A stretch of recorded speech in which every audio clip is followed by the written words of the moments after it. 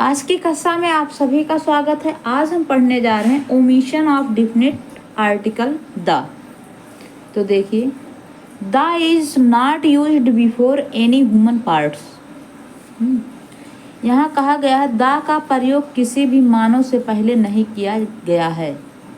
The का प्रयोग किसी भी मानव के अंगों के पहले नहीं किया गया है। ठीक है, तो देखिए, ह्यूमन पार्ट जो मानव का अंग है उसके पहले द का प्रयोग नहीं किया गया है। तो देखिए कैसे, open your the eyes. Open your the eyes यानी अपनी आंखें खोलो। तो यहाँ द का प्रयोग क्या है, वर्जित है, द का प्रयोग नहीं किया गया है। सही आपका क्या होगा, ओपन योर आइज। क्या होगा आपका, ओपन योर आइज। ठीक, दूसरा देखिए, Tom goes to school on the foot.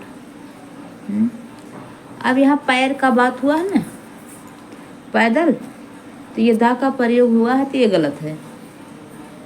यानी टॉम पैदल स्कूल जाता है, तो रहेगा आपका Tom goes to school on foot, अपने पैरों पर जाता है। ठीक है, दा का प्रयोग यहाँ नहीं होगा क्योंकि ह्यूमन पार्ट पे दा का प्रयोग नहीं होगा।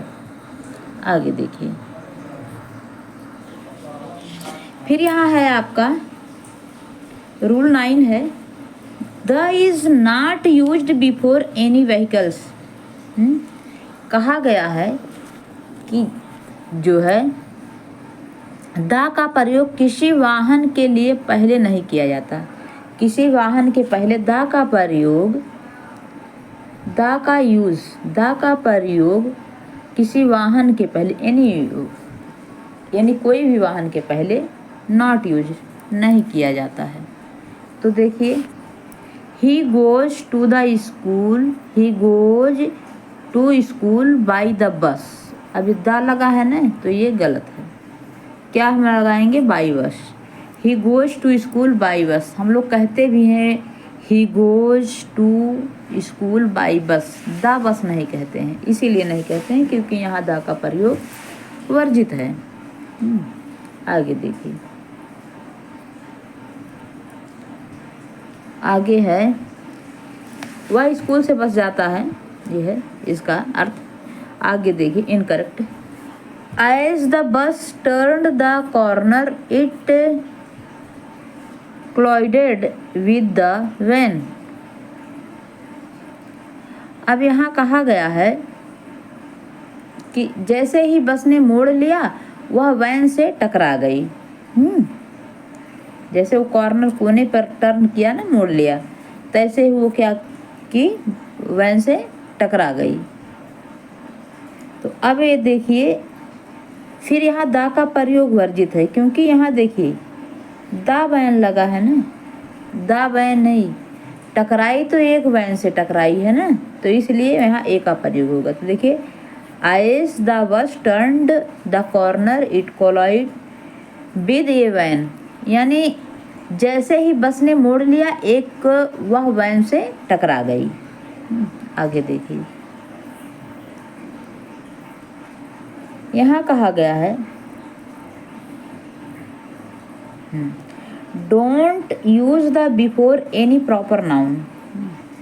जैसे व्यक्तिवाचक संज्ञा हो, don't use the before any proper noun, तो कहा गया है किसी भी व्यक्तिवाचक संज्ञा से पहले द का प्रयोग ना करें, वर्जित है। तो देखिए, incorrect. The India is second largest. अब देखिए, व्यक्तिवाचक संज्ञा है ना, इंडिया, इंडिया किसी देश का नाम है, तो ये व्यक्तिवाचक संज्ञा है ना, तो इसके पहले जो है द का प्रयोग नहीं करना है। तो यहाँ जो है कहा क्या गया है कि भारत विश्व का दूसरा सबसे बड़ा जनसंख्या वाला देश है। तो करेक्ट क्या होगा, ये होगा, क्योंकि यहाँ द का प्रयोग होगा, यहाँ नहीं हुआ है। India is the second largest populated country in the world.